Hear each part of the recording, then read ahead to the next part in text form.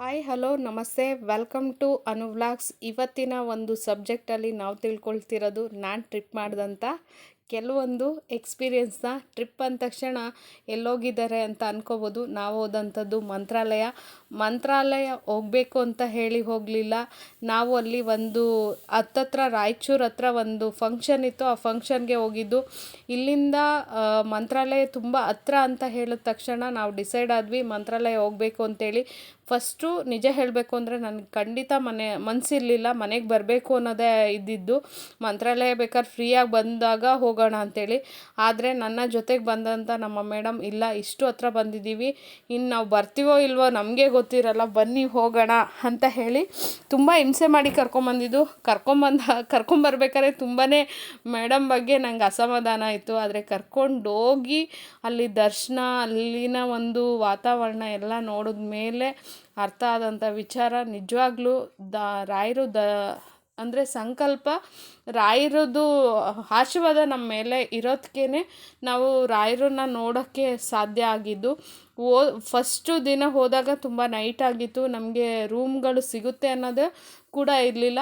Room ಸಿಕ್ಕಿಲ್ಲ ಅಂತಂದರೆ ಏನು ದೇವಸ್ಥಾನದ ಆವರಣ ಇದೆಯೋ ಅಲ್ಲೇ ಆವತ್ತಿನ ದಿನ ಕಳಿಬೇಕು ಅನ್ನೋದು ಪ್ಲ್ಯಾನ್ ಇತ್ತು. ಸದ್ಯಕ್ಕೆ ಗೊತ್ತಿಲ್ಲ, ಹೆಣ್ಮಕ್ಳು ಅಂತನೇನೋ ರಾಯರು ದಯ ರೂಮ್ ಸಿಕ್ತು. ರೂಮ್ ಮಾಡ್ಕೊಂಡಿದ್ದು ಅವತ್ತೇನು ನಾವು ಇದು ಮಾಡೋಕ್ಕೆ ಹೋಗಲಿಲ್ಲ, ನಿದ್ದೆ ಮಾಡ್ಕೊಂಡ್ವಿ.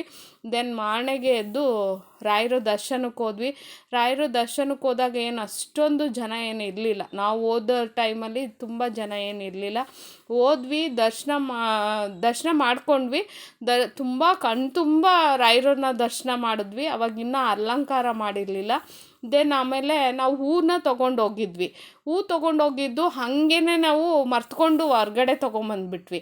ಮತ್ತು ಅಯ್ಯೋ ತೊಗೊಂಡೋದ್ವಿ ರಾಯರಿಗೆ ಅಂತ ಹೇಳಿ ನಾವು ಕೊಟ್ಟೇ ಇಲ್ಲ ಅಂತ ಹೇಳಿಬಿಟ್ಟು ಏನು ಮಾಡಿದ್ವಿ, ತೊಗೊಂಡು ಬಂದ್ವಿ. ಮತ್ತು ವಾಪಸ್ಸು ಎಗೇನ್ ಕ್ಯೂ ಇರಲಿಲ್ಲ, ಮತ್ತೆ ವಾಪಸ್ ಬಂದ್ವಿ. ನಾವು ಕೊಟ್ಟಾಗ ಅವ್ರು ಹೇಳಿದ್ರು, ಇಲ್ಲ ಹೂವನ್ನ ಹಾಕಲ್ಲ, ಇನ್ನೂ ಅಲಂಕಾರ ಆಗಿಲ್ಲ, ಅಲ್ಲಿ ಹಾಕ್ಬಿಟ್ಟು ಹೋಗಿ ಬುಟ್ಟಿ ಒಳಗೆ ಹಾಕ್ತಾರೆ, ಖಂಡಿತ ರಾಯರಿಗೆ ತಲುಪುತ್ತೆ ಅಂತೇಳಿ ಹೇಳಿದ್ರು. ಬುಟ್ಟಿಲಿ ಹಾಕ್ಬಿಟ್ಟು ಬಂದ್ವಿ. ಬಂದಮೇಲೆ ಅಲ್ಲಿ ಹೇಳಿದ್ರು, ಯಾರೋ ಒಬ್ಬರು, ಇವತ್ತು ತುಂಬ ವಿಶೇಷವಾದ ದಿನ, ರಥೋತ್ಸವಗಳಿರುತ್ತೆ ಅಂತ ಹೇಳಿದ್ರು. ಅಯ್ಯೋ, ರಥೋತ್ಸವದ ತನಕ ಕಾಯೋಕ್ಕಾಗಲ್ಲ. ನಾವು ಬೇರೆದೆಲ್ಲ ಏನಿದೆ, ತುಂಗಭದ್ರಾ ನದಿ ಇರ್ಬೋದು, ಮತ್ತು ಏಕಶಿಲಾ ಬೃಂದಾವನ ಇರ್ಬೋದು, ಜೊತೆಗೆ ರಾಯರು ತಪಸ್ಸು ಮಾಡಿದಂಥದ್ದು ಸ್ಥಳ, ಮತ್ತು ಪಂಚಮುಖಿ ಆಂಜನೇಯ ಅವರು ಪ್ರತ್ಯಕ್ಷ ಆದಂಥ ಸ್ಥಳ, ಅದನ್ನೆಲ್ಲ ನೋಡ್ಕೊಂಡು ಬಂದುಬಿಡೋಣ ಅಂತ ಹೇಳಿ ಪ್ಲ್ಯಾನ್ ಮಾಡ್ಕೊಂಡು ಹೋಗಿದ್ದು. ಅಲ್ಲಿ ಹೋದ್ವಿ, ನೋಡ್ಕೊಂಡ್ವಿ, ಬಂದಮೇಲೂ ಕೂಡ ಅಷ್ಟೇ ನಮಗೆ ರಾಯರನ್ನ ಇದು ಮಾಡೋಕ್ಕೆ ಆಗ್ತಿಲ್ಲ, ಮಿಸ್ ಮಾಡ್ಕೊಳ್ಳೋಕ್ಕೆ ಆಗ್ತಿಲ್ಲ. ಫಸ್ಟು ಇದಕ್ಕೂ ಮುಂಚೆನೇ ಅಷ್ಟೇ ನಾವು ತುಂಗಭದ್ರಾ ನದಿ ನೋಡ್ಕೊಂಡು ಬರಬೇಕಾದ್ರೇ ಮೇಡಮ್ ಕೈಯಲ್ಲಿದ್ದಂಥ ಮಂತ್ರಾಕ್ಷತೆ ಕಳೆದೋಯ್ತು. ಅಯ್ಯೋ, ಮಂತ್ರಾಕ್ಷತೆ ಕಳೆದೋಗಿದೆ, ಬನ್ನಿ ಮತ್ತೆ ಇಸ್ಕೊಂಬರೋಣ. ಅಯ್ಯೋ, ಯಾಕೆ ಕಳೆದೋಯ್ತು ಅಂತ ಹೇಳಿ ಚಿಂತೆ ಮಾಡ್ಕೊಂಡು ಬಂದಾಗ ಮತ್ತೆ ನಮಗೆ ದರ್ಶನ ಆಯಿತು. ಅಲ್ಲಿಗೆ 3 ಸಲ ರಾಯರ ದರ್ಶನ ಆಗಿತ್ತು. ಅಷ್ಟೆಲ್ಲ ಅಲಂಕಾರನೂ ಕೂಡ ಆಗಿತ್ತು. ಅದ್ರದ್ದು ವೀಡಿಯೋಗಳೆಲ್ಲನೂ ಮಾಡ್ಕೊಂಡ್ವಿ, ಫೋಟೋ ತೊಗೊಂಡ್ವಿ. ಫೋಟೋ ಅಂತಂದರೆ ಅವ್ರಿಗೆ ಗೊತ್ತಾದಂಗಂತೂ ಮಾಡ್ಕೊಳ್ಳೋಕೆ ಸಾಧ್ಯನೇ ಆಗಲ್ಲ.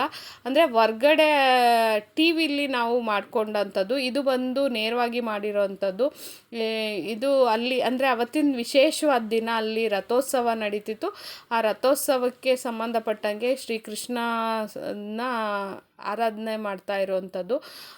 ನಮಗೆ ಅನಿಸಿದ್ದೇನಪ್ಪ ಅಂತಂದರೆ, ನಿಜವಾಗ್ಲೂ ರಾಯರ ದಯೆ ತುಂಬ ಇದೆ ಅಂತೇಳಿ. ಅದಾದಮೇಲೆ ಹೇಳ್ದಾಗೇ ಏನು ಏಕಶಿಲಾ ಬೃಂದಾವನ ಆ ಕಡೆ ಎಲ್ಲ ಮುಗಿಸ್ಕೊಂಡು ಬಂದು ಮೇಲೆ ನೆಕ್ಸ್ಟು ಏನಾಯ್ತಪ್ಪ ಅಂತಂದರೆ, ಎಲ್ಲರೂ ಇವತ್ತು ಇಷ್ಟೇ ದಿನ ಇಷ್ಟೊತ್ತೇ ಕಾಯ್ದಿದ್ದೀರಂತೆ, ಇನ್ನೊಂದು 2 ಅವರ್ಸು ನೋಡಿಕೊಂಡೇ ಹೋಗಿ ಅಂತ ಹೇಳಿದ್ರು. ಯಾರು ಹೇಳಿದ್ದು ಅಂತಂದರೆ, ಅಲ್ಲಿ ನಮ್ಮ ಜೊತೇಲಿ ಇದ್ದವ್ರೇನೆ, ಏನೋ ಗೊತ್ತಿಲ್ಲ, ನಮ್ಮನ್ನು ಮಾತಾಡಿಸಿ ಅವರೇ ನಮಗೆ ಗೈಡ್ ಮಾಡ್ತಾಯಿದ್ರು.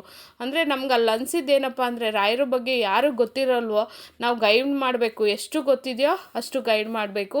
ಹಾಗೆ ರಾಯರ ಬಗ್ಗೆ ಗೊತ್ತಾದಂಥ ಕೆಲವೊಂದು ವಿಚಾರಗಳಲ್ಲಿ ಒಂದನೇ ವಿಚಾರ ಏನಪ್ಪ ಅಂದರೆ, ರಾಯರು ಯಾಕೆ ಆ ಒಂದು ಬಾರ್ಡರ್ ಅಂದರೆ ಆಂಧ್ರ ಪ್ರದೇಶದ ಬಾರ್ಡ್ರಿಗೆ ಹೋಗಿ ನೆಲೆಸಿದ್ರು ಅಂತ ಹೇಳಿ ನನಗೆ ಇದೊಂದು ಕ್ವಶನ್ ಇತ್ತು. ನಾನು ಕೇಳಿದಾಗ ಅಲ್ಲಿ ಒಬ್ಬರು ವ್ಯಕ್ತಿ ಅಂದರೆ ಆಟೋದವರು ಹೇಳಿದ್ರು, ಮೇಡಮ್ ಅವರು ಪಂಚಮುಖಿ ಆಂಜನೇಯ ದರ್ಶನ ಕೊಟ್ಟ ಸ್ಥಳದಲ್ಲಿ ಆಂಜನೇಯ ಒಪ್ಕೊಳ್ಳಿಲ್ವಂತೆ. ಇಲ್ಲ, ನೀನು ಈ ತಪಸ್ ಮಾಡಿ ಸ್ಥಳದಲ್ಲಿ ಐಕ್ಯ ಆಗೋಕ್ಕೆ ಸಾಧ್ಯ ಇಲ್ಲ ಅಂತ ಹೇಳಿದ್ರಂತೆ. ಹಾಗಾಗಿ ಮತ್ತು ಇನ್ನೊಂದು ಸ್ಥಳ ಏಕಶಿಲಾ ಬೃಂದಾವನ ಏನಿದೆಯೋ ಅಲ್ಲಿ ಅವರು ಇದು ಯೋಚನೆ ಮಾಡಿದಾಗ ಅಲ್ಲಿ ಶ್ರೀ ಲಕ್ಷ್ಮೀದೇವಿ ಒಪ್ಕೊಳ್ಳಿಲ್ವಂತೆ. ಹಾಗಾಗಿ ಆ ಒಂದು ಆಂಧ್ರ ಬಾರ್ಡರ್ ಏನಿದೆಯೋ ಆ ಬಾರ್ಡರ್ನ ರಾಘವೇಂದ್ರ ಸ್ವಾಮಿ ಸೆಲೆಕ್ಷನ್ ಮಾಡಿಕೊಂಡು ಅಲ್ಲಿ ಐಕ್ಯ ಆಗಿರೋವಂಥದ್ದು. ನಮಗೆ ಆ ವಿಚಾರ ಗೊತ್ತಾದಾಗ ರಾಯರ ಬಗ್ಗೆ ತುಂಬ ಖುಷಿ ಆಯಿತು. ಮತ್ತು ಏನಪ್ಪ ಅಂತಂದರೆ ದೇವ್ರುಗಳು ಅಷ್ಟೇನೆ ಒಳ್ಳೆಯವ್ರಿಗೆ ಎಷ್ಟು ಸಪೋರ್ಟ್ ಮಾಡುತ್ತೆ ಅಂತ ಅನ್ನೋದಕ್ಕೆ ಅದು ಕಾರಣ. ಅವರು ತಪಭೂಮಿಲೂ ಕೂಡ ಅವ್ರಿಗೆ ಚಾನ್ಸ್ ಸಿಕ್ಕಲಿಲ್ಲ, ಅಥವಾ ದೇವ್ರ ಪ್ರತ್ಯಕ್ಷ ಆದಂಥ ಸ್ಥಳದಲ್ಲಿ ಅಥವಾ ಅವ್ರು ವಿದ್ಯಾಭ್ಯಾಸ ಮಾಡಿದಂಥ ಸ್ಥಳದಲ್ಲಿ, ಅವ್ರ ಮಠ ಇದ್ದಂಥ ಸ್ಥಳದಲ್ಲಿ ಎಲ್ಲೂ ಕೂಡ ಅವ್ರಿಗೆ ಅವಕಾಶ ಆಗಲಿಲ್ಲ. ಅವರು ಬೇರೆ ಕಡೆ ಹೋಗಿ ಅದನ್ನು ಇದು ಮಾಡಿದ್ರು. ಇವಾಗ ಸೇಮ್ ನಮಗೂ ಕೂಡ ಹಾಗೇ, ನಾವು ಹುಟ್ಟೂರು ಒಂದಾಗಿರುತ್ತೆ, ಬೆಳೆಯೋ ಊರೇ ಒಂದಾಗಿರುತ್ತೆ, ನಾವು ಬದುಕೋದು ಇನ್ನೆಲ್ಲೋ ಏನೋ ಅನ್ನೋ ಥರ. ಇದೆಲ್ಲವೂ ಕೂಡ ದೇವ್ರದ್ದು ನೋಡಿದಾಗ ನನಗನ್ಸಿದ್ದು, ನಾವು ಹೇಗೆ ಇವಾಗ ಜೀವನ ನಡೆಸ್ತಿದ್ದೀವೋ ಸೇಮ್ ಅವ್ರಿಗೂ ಕೂಡ ಅದೇ ಥರ ಜೀವನ. ಹಾಗೆಯೇ ಅಲ್ಲಿ ಮ್ಯೂಸಿಯಮ್ ನೋಡಿದಾಗಂತೂ ತುಂಬ ಖುಷಿ ಆಯಿತು. ನಮಗೆ ಫೋನ್ನ ಒಳಗಡೆ ಅಲೋಡ್ ಮಾಡಲ್ಲ. ಅಲ್ಲಿ ನಮ್ಮ ಸನಾತನ ಸಂಸ್ಕೃತಿ ಹೇಗಿದೆ, ಯಾವ ಥರ ಇದೆ, ಧ್ಯಾನ ಮಾಡೋದ್ರಿಂದ ಏನು ಇಂಪ್ರೂವ್ಮೆಂಟ್ ಆಗ್ತೀವಿ, ಅಡುಗೆಗಳಿಂದ ಇಂಪ್ರೂವ್ಮೆಂಟ್ ಏನು, ನಮ್ಮ ಪುರಾತನ ವ್ಯಕ್ತಿಗಳು ಹೇಗೆ ಅಡುಗೆಗಳನ್ನ ಪ್ರಿಪೇರ್ ಮಾಡ್ತಿದ್ದು, ಯಾವ ಅಡುಗೆಯಲ್ಲಿ ದೇವರಿದ್ದಾನೆ, ಯಾವ ಒಂದು ಅಂಗಾಂಗಗಳಲ್ಲಿ ದೇವರಿದ್ದಾನೆ ಅನ್ನೋದನ್ನು ಸಂಪೂರ್ಣ ಮಾಹಿತಿ ಆ ಒಂದು ಮ್ಯೂಸಿಯಮಲ್ಲಿ, ಅಂದರೆ ಗ್ರಂಥಾಲಯ ಏನಿದೆಯೋ ಅದರಲ್ಲಿ, ಗ್ರಂಥಾಲಯ ಅಲ್ಲ ಅದು ಮ್ಯೂಸಿಯಮ್ ಅಲ್ಲಿ ಇದೆ. ಅದು ನಮಗೆ ಅರ್ಥ ಆದಂಥ ವಿಚಾರ.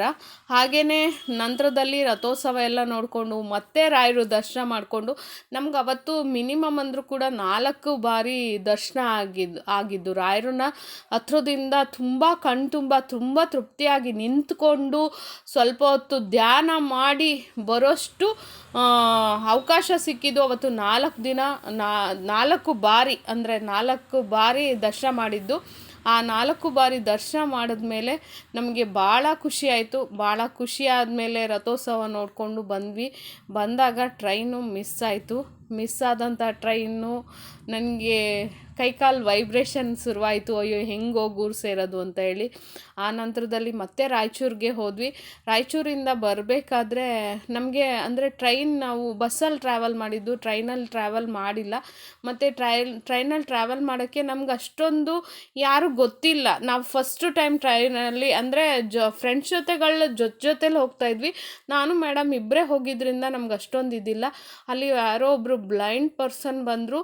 ಅವ್ರ ಕಡೆಯಿಂದ ಅವ್ರಿಗೆ ಗೊತ್ತಿರೋಷ್ಟು ಮಾಹಿತಿ ನಮ್ಗೆ ಗೊತ್ತಿರಲಿಲ್ಲ. ಅವ್ರು ಹೇಳಿದ್ರು, ಈಗ ಬರುತ್ತೆ, ಈ ಟ್ರೈನಲ್ಲಿ ಹತ್ಕೊಳ್ಳಿ ಮ್ಯಾಮ್ ಅಂತೇಳಿ.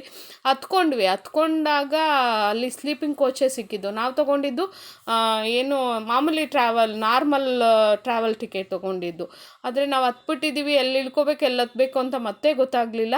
ಅವರು ಹೇಳಿದ್ರು, ಅದೇನು ಬ್ಲೈಂಡ್ ಪರ್ಸನ್ ನಮ್ಮ ಜೊತೆ ಬಂದಿದ್ರು, ಅವರು ಹೇಳಿದ್ರು, ಇಲ್ಲ ಮೇಡಮ್ ನಮ್ಮ ಸಿಸ್ಟರ್ ಅಂತ ಹೇಳ್ತೀವಿ, ನೀವು ಇಲ್ಲೇ ಕೂತ್ಕೊಂಡು ಇದು ಮಾಡಿ ಅಂತ. ಅಲ್ಲೇ 1-2 ಸೀಟ್ ಸಿಕ್ತು ನಮಗೆ. ಆರಾಮ್ಸೆ ಮಲ್ಕೊಂಡೇ ಬಿಟ್ವಿ. ಯಾರಾದರೂ ಬರ್ತಾರೇನೋ ಅನ್ನೋ ಭಯ ಇತ್ತು. ಯಾರು ಕೂಡ ಬರಲಿಲ್ಲ. ಬಂದ್ವಿ, ಊರು ಸೇರಿದ್ವಿ. ಆವಾಗ ಗೊತ್ತಾಗಿದ್ದೇನಪ್ಪ ಅಂತಂದರೆ, ರಾಯರು ಅಲ್ಲಿ ತುಂಗಾಭದ್ರಾ ನದಿ ದಂಡೆಯಲ್ಲಿ ಅವರು ತಪಸ್ ಮಾಡಿದಂಥ ಸ್ಥಳ ನೋಡಿದ್ದಿರ್ಬೋದು, ಅವರು ಐಕ್ಯ ಆದಂಥ ಸ್ಥಳ ಇರ್ಬೋದು, ಮಂತ್ರಾಲಯ, ಇವೆಲ್ಲ ಟೋಟಲಿ ನಮಗೆ ಅಮೇಝಿಂಗ್ ಆಗಿತ್ತು. ನಾನು ತುಂಬ ಖುಷಿ ಪಡ್ತೀನಿ. ಇವಾಗಲೂ ಅಷ್ಟೇ, ನಂಗೆ ದೇವಸ್ಥಾನಕ್ಕೆ ಹೋಗೋದು, ಟ್ರಾವೆಲಿಂಗ್ ಅಂತಂದರೆ ತುಂಬಾ ಇಷ್ಟ. ಆದರೆ ಇದಂತೂ ಬೆಸ್ಟ್ ಎಕ್ಸ್ಪೀರಿಯೆನ್ಸ್ ನನ್ನ ಜೀವನದಲ್ಲಿ. ನಾನು ಕಂಡಂಥ ಒಂದು ಸತಿ ಏನಪ್ಪ ಅಂದರೆ, ನಾವು ದೇವ್ರನ್ನ ನಂಬಿದ್ರೆ ಯಾವುದೇ ಕಾರಣಕ್ಕೂ ಕೂಡ ಕೈ ಬಿಡಲ್ಲ ಅನ್ನೋ ಒಂದು ವಿಚಾರ ನನಗೆ ಚೆನ್ನಾಗಿ ಅರ್ಥ ಆಯಿತು. ಇದಿಷ್ಟು ನಾನು ಯಾಕೆ ನಿಮ್ಮ ಹತ್ರ ಶೇರ್ ಮಾಡ್ಕೊಳ್ತಿದ್ದೀನಿ ಅಂತಂದರೆ, ನೀವು ಯಾವುದೇ ಕಷ್ಟದಲ್ಲಿರಲಿ, ಡೋಂಟ್ ವರಿ, ದೇವ್ರನ್ನ ನಂಬಿ ಖಂಡಿತ ಒಳ್ಳೆಯದಾಗುತ್ತೆ. ನಿಮಗೆ ಇಷ್ಟ ಆಯಿತು ಅಂದರೆ ಈ ಒಂದು ವಿಡಿಯೋಗೆ ಲೈಕು ಮಾಡಿ, ಕಾಮೆಂಟ್ ಮಾಡಿ. ಆದಷ್ಟು ನಿಮ್ಮ ಬೆಸ್ಟ್ ಕಾಮೆಂಟ್ಗಳಿಗೆ ನಾನು ಎಕ್ಸ್ಪೆಕ್ಟೇಷನ್ ಮಾಡ್ತಿರ್ತೀನಿ. Thank you so much.